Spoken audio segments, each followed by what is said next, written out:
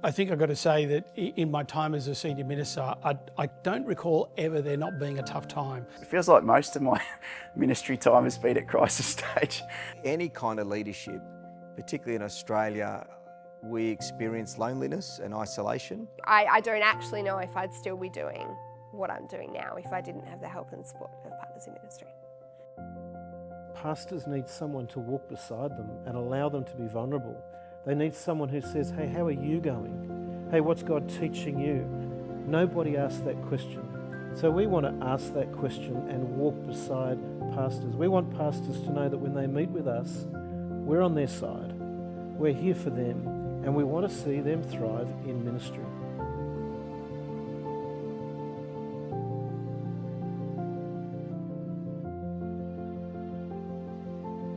There is just something unique and something helpful about having someone external to your church, to your movement, to your organisation, who doesn't know the people, who can just give you fresh eyes and a fresh perspective.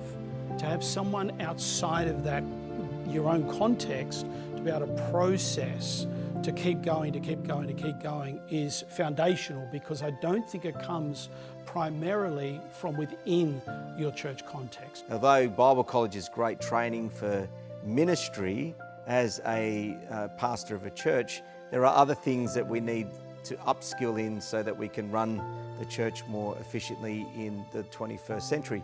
Partners in ministry help me to tool up how I think, how I strategize, and how I anticipate issues that will come my way.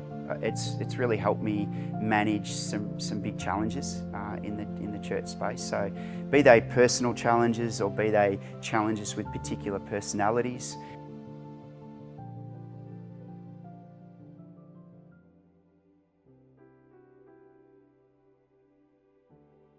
When a pastor approaches us to work with one of our team, often they're asking us to be their supervisor, a pastoral supervisor or coach or mentor, or they may be asking us to help them work out what to focus on next as a church.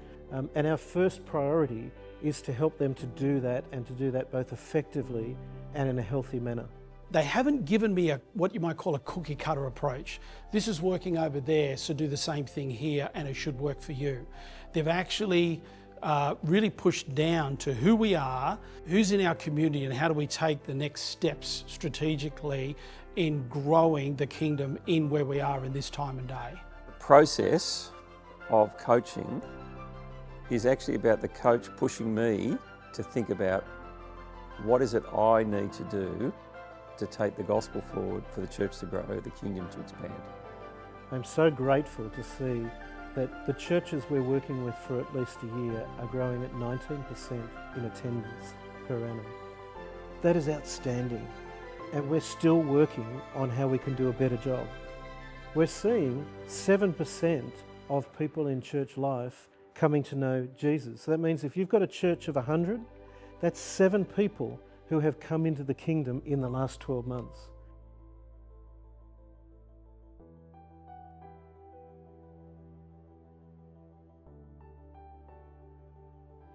We grew in 2024 9% on Sundays, our youth grew 23%, our small group ministries grew by 5%, kids grew by 10%, and the year before was something similar. We doubled in size. We saw a lot more people become Christians, I would say followers of Jesus during that time, and from then we've still been growing every year. But I just think, okay, that's where we're at, but what do we need to go forward? And I've got to be on my game to lead us forward for the challenges that are ahead of us. And that's where the coaching, I think, is so important. We decided to draw from the best of coaching, mentoring and pastoral supervision, because we recognise that a church leader can only afford the time and the money to have one person walking beside them.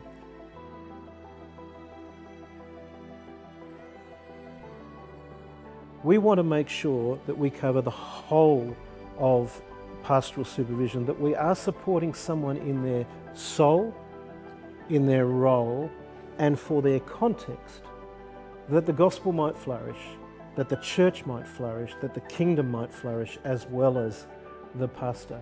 They don't just help me think through what might be the next 3-5 year vision of the church.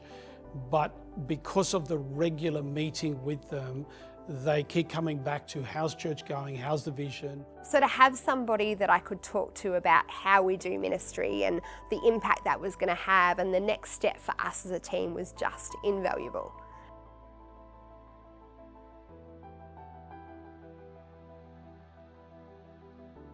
My board were delighted I got a coach, and they could see that it was driven out of an internal drive for us to go forward and for me to develop and go forward. So that was super helpful and super supportive. One of their quotes was, if the best tennis player in the world has a coach, then how much more should a minister have a coach? That was sound advice.